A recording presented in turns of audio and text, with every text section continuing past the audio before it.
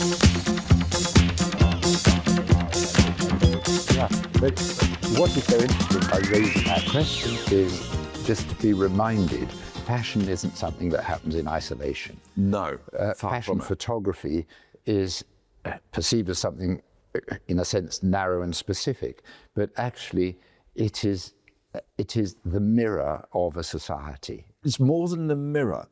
I think it's the aspirational values of society. It's society as it would like to be seen. You're absolutely right. The making of fashion pictures helps shape the culture. It becomes the culture, not just the way we dress, the way we behave. I mean, the way we interact. It suggests possibilities. I've always thought it's a very interesting and probably quite good way of looking back at past cultures and their aspirations. Tuning in to aspirations, helping point in the direction of certain aspirations is key to fashion photography. The 60s, which were my teenage years, were years of hope and possibility, wondrously positive years.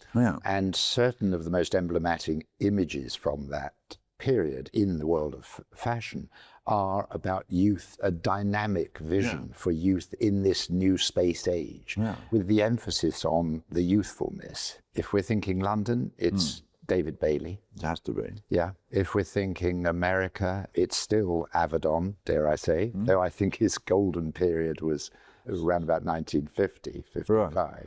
I'm thinking as much of who designed the clothes that created that look. It's Mary Quant, it's Courrèges. You didn't mention Penn. You mentioned Avedon, you mentioned Bailey. I didn't mention Penn because he's high up there as one of my gods. A great figure. But I think he'd given of his best in the area of fashion by the time we reached the 60s. An emblematic moment around fashion photography, of course, is the film Blow Up. I remember the impact of that film on me at the time, and I saw it in 67, so I was 18. And what did I want to become? A fashion photographer, of course. And it's interesting that it takes a film to sum up fashion photography, because you and I were both slightly struggling to think of photographs. I totally understand the idea we were trying to create, but to pick really good pictures for the 60s, to get that optimism, that cultural rebellion, that permissive society, all that across. And it takes Blow Up, which is a film, to do it by a Just Italian as director. if you'd asked me for the emblematic film from the 50s, I would have, in a blink, said Funny Face. Pink for shoes, razzle, dazzle, spread the news. The pink's for the lady, which one to be. Yeah. But then we get into the 70s. What is so interesting in the 70s is a little cluster of films that emerged around 1970, which were quite shocking, quite disconcerting. And I'm talking about Italian directors making films about living under fascism. I'm thinking of Visconti's The Damned, The Garden of the Finzi-Continis, The Conformist. Bertolucci. These films, a cluster of them, emerged round about 1970. Then followed by The Night Porter with Charlotte Rampling starring, and they set a dark tone of a retrospection around a period that was at once glamorous and frightening.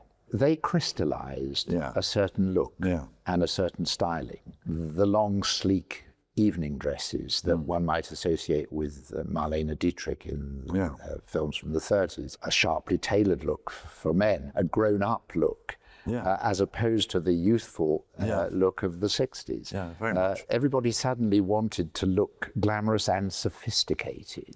One thinks of Yves Saint Laurent as, to my mind, the greatest couturier of that period in terms of interpreting that mood, move towards something, a more mature woman, a more sensual woman, a more self-assured woman. There's one photographer we can start with talking about who really represents all the things that we're talking about in those films, which of course is Helmut Newton. Yes, you're absolutely right to single him out. I would say the most impactful and influential through that decade in this new set of codes. Helmut was a child of those pre-war decades. He was born in 1920, prosperous Jewish family, He was desperate to become a photographer already from a very early age. The rupture came for Helmut in 38 after Crystal Night, when his mother raised the cash to get him out of Berlin and on his way to safety. Particularly his work of the 70s, it became ever more evident, was a revisiting of all that had influenced him and impressed him in Weimar, Berlin, and through the 30s. One of the other great photographers of the period is Chris von Wangenheim, who has a completely opposite family story. Yes, indeed. Helmut was brought up in 20s and 30s Berlin. Chris von Wangenheim, who I think was certainly a very emblematic photographer of the 70s, hadn't yet been conceived. He was conceived on a home visit from the Russian front, where his father was an officer in the German army. So his father was a Nazi. His father was also a heroic German figure who had won himself a medal at the Berlin Olympics for steeplechasing in 1936. Chris von Wangenheim's father never returned from the war. He was a prisoner of war through the early 50s, and I put it in inverted commas, committed suicide in 56 when he was due to be released. So the war and its consequences had a considerable impact on shaping Chris von Wangenheim's psyche. There are Chris von Wangenheim pictures in which he very deliberately he brings a horse into the studio. There's one with his wife as model and the horse. It's a family picture. And the horse is the surrogate for his father. Trauma in one way or another can be becomes a creative resource. It's a taking back of the symbolism and the power for yourself, and to make your images out of it and to take ownership of it. It's a kind of slow revenge. The tension, the ambivalence, the provocation, the kind of provocation that came to define that decade. One of the other great photographers who I've always had very diametrically opposed to Newton, Deborah Tuberville, who came along at the end of the 70s. And her women that she has, certainly in her bath house pictures, are much less powerful, seems to be much more sort of the victim. If you compare it to Newton's take on sort of fascistic tropes and ideologies. I would say what it has in common is a kind of somber, melancholic atmosphere. Two significant female photographers helped define the decade. I would say the emergence of Sarah Moon, in plus or minus 69, she really hit the ground running with the kind of image she knew she wanted to make. And then a little later we had Deborah Tuberville. Indeed, all the photographers, Newton, von Wangenheim, Sarah Moon, made pictures which implied narratives, and often quite complex narratives. They're frames from films in that respect. You kind of always have the feeling that something's happening. This is part of a story. There's a before, there'll be an after. It's quite different from the 60s photography. You think of Avedon, I mean, in his 50s photography, it's more of a narrative, but in his 60s photography, it's sharp in on the clothes and the girl. Great background. It is a space-age space. It is so neutral. It hasn't got any history. You're right that it is far more characteristic in the 70s. Location, the mood setting, finding the places that would have the right atmospherics for the picture became a much more important part of the process. The one I want to bring in now is Bob Richardson. Yes. And did a very, I don't know if you know, I'm sure you do, a series of pictures of Angelica Houston set in the streets of Rome, I think. The protagonists in them are completely in full Nazi regalia. Angelica Houston isn't, but the male model is. Yes. Bob Richardson was already setting the tone in the 60s, wasn't he? A darker tone. Very much a narrative tone, dark, sinister, brooding, full of atmosphere. What is interesting, I think, is to be reminded that so often people describe the 60s as the decade of sexual liberation, the arrival of the pill, etc. I think the 60s were actually very chaste compared with the decadence and readiness to indulge of the 70s. Morality shifted gear. Ambitions, expectations changed. There was a much greater emphasis on the body, Yeah. the body exposed in the 70s than there ever had been in the 60s. Yeah. Seduction became central to image making, to fashion photography, in a way that if we were to in broad brush categorize the 60s as devoted to youth and the idea of a youthful explosion, the broader sweep through history of fashion photography had been about status, social status. The most beautiful women were distant, asexual icon, and that changed in the 70s. Yeah. Just to bring forward another photographer who's really more the 80s, Bruce Weber and his healthy, efficient outside, his beautiful nakedness. plein air figures. Yeah, exactly. Bruce Weber was able to do what he did, Yeah. principally making his mark in the 80s, because the ground had been prepared by others in the 70s. And when I say the ground prepared, other photographers had already brought sex and sexuality and the body very clearly and assertively into the mix. It makes me think of that wonderful issue of Andy Warhol's Interview magazine devoted to Bruce Weber's photographs of Olympic champions. Yeah. In one moment, so many strands come together. Leni Riefenstahl's documentation of the Berlin Olympics in 1936. And she made an imagery in a kind of neoclassical style, bright and pure, of these heroic bodies representing the different sports. Why does the Calvin Klein ad just come into my mind? Weber. Weber's Calvin Klein ad. It's a heroic figure. Absolutely. There was nothing like it before. There was plenty like it after, because she served as an inspiration and reference point. Helmut respected her greatly. He had the opportunity to photograph her towards the end of his life and hers. Right. Apparently, when they met, Helmut told me, they came together in the same space, and she said, the old Jew. Wow. And he said, the old Nazi. I wish we'd been there to film that. Yeah. Something I always thought, I look back at the 1970s, is how prevalent the 1930s was in Art Deco. The 70s had such an appetite for the 30s, but it was the slickness, the sleekness of the 30s that really seduced my generation. Yeah. The revival of interest in Art Deco, the revisiting of great Hollywood movies. All that we're discussing is so interconnected because it makes me think straight away again of Interview magazine and Andy Warhol, who had his finger so on the pulse of the spirit of the time. Interview magazine was a great style reference point, both in terms of the most fashionable people in New York, in Paris, principally between those two cities, which I think that was the great axis of style in that decade. Sorry London, sorry Milan, sorry elsewhere, which all played their part.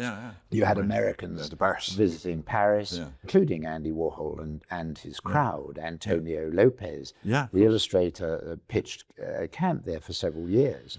So there was this great transatlantic buzz between these creative hubs. Am I right in thinking that you oversaw the sale of the Saint Laurent estate? Is that? I was very much involved in it, yes. Right, okay. Yes. What a treat that was. The Rue de Babylone apartment had been decorated in the 30s. The predominant furniture and furnishing was 20s, 30s Art Deco. I knew that apartment from photographs. I knew it from the first time it had been beautifully presented in Connaissance des Arts in the early 70s. And it was my idea of bliss. I mean, it was everything I loved. And Saint Laurent was instrumental in encouraging that, in driving that revival of the 30s, as was Karl Lagerfeld, but both were Deco collectors. Karl had a fabulous collection of Art Deco, which he late 60s, early 70s he put together. But I remember the first day I visited the apartment, I'd known it for so many years through images, and a friend had sent me a book, this is entirely by coincidence, called A Day with Picasso. A fascinating read, and it arrived the day before I was going to Paris. It's about a group of photographs taken on a particular day which record Picasso and friends. And I ate this up with great joy on the train. And then I had the experience of the Saint-Laurent-Berger apartment, where I felt I was being dropped into that world of Picasso and Cocteau and all those others. And having visited the apartment that evening or that afternoon, I thought, I'm going to go to La Rotonde, which is one of the cafes, restaurants, where Picasso and friends were hanging out in Montparnasse. And I went and sat there and just lingered and stayed for dinner, bathing in the atmosphere of having spent a day with Picasso and friends, and then having spent an afternoon in Yves Saint Laurent's world. I think there's a thing in the French, in the Parisienne kind of style, that also sold us the German aesthetic. Interesting, the French relationship with German culture. And one might well ask the question, how did this style, this celebration of something actually quite Germanic, how did the French become so good at it? But is it also a part of that process of taking ownership of something which had traumatized you? We're not on the psychiatrist's couch today, but the psychology of all of this is so layered, it's so rich. And what I love about so much 70s photography is that you're very aware of the layering. The superficial object of the task is to document a garment or an outfit, but the process is hijacked to tell all kinds of stories. Complex stories, dark stories, to go to dark places. We haven't talked about Guy Bourdin yet. No, but we should. Another crucial figure in the story of fashion photography in the 70s. Nor have we specified the influence of Vogue Paris in that decade. The editor Francine Crescent, who gave particularly Helmut Newton and Guy Bourdin a free hand to do whatever they wanted, to push things to the edge, to shock people, to destabilize them. Guy Bourdin's work and style was very different from Helmut's. His was a different story, a different approach. He was a very troubled man in so many ways. The character of his work is very aggressive, very assertive. Very disconcerting, but again, the violence and is served up with luxury. So it's all sort of made appealing by this sort of, fashion luxury. Which was already in the mid-70s being criticized. I think in the New York Times, an article by writer Hilton Kramer. He was very troubled by this blurring of the boundaries between what is fashion and style and what blends into pornography. I'm very interested, we haven't really mentioned Cabaret, which in a very commercial sense was the biggest film in the 70s. And still comes again. Like Salon Kitty, it's centered around a Berlin nightclub, and you've got incredible Joel Grey. It's directed by Bob Fosse, so it's a whole dance extravaganza. I mean, it's actually, if you look at it critically, it's amazing. The timing, the cinematography, all done reasonably cheaply, actually, because I don't think it got the full backing from whoever's putting up the money for it. They were very concerned about it. This is all set amongst the rise of fascism and the Nazis in Germany. So very, very similar to lots of those films, has the same core. Is there anything we have not yet touched upon? We talked about Bourdin, Newton, Bob Richardson, Bailey, Chris von Wangenheim, Deborah Tebel, Sarah Moon, a little bit about Weber. About Warhol, Interview Magazine, London, Paris. We've name-checked into the story quite a few significant figures, haven't we? It's a complicated story with some, looking back on it, some complex and sinister dimensions.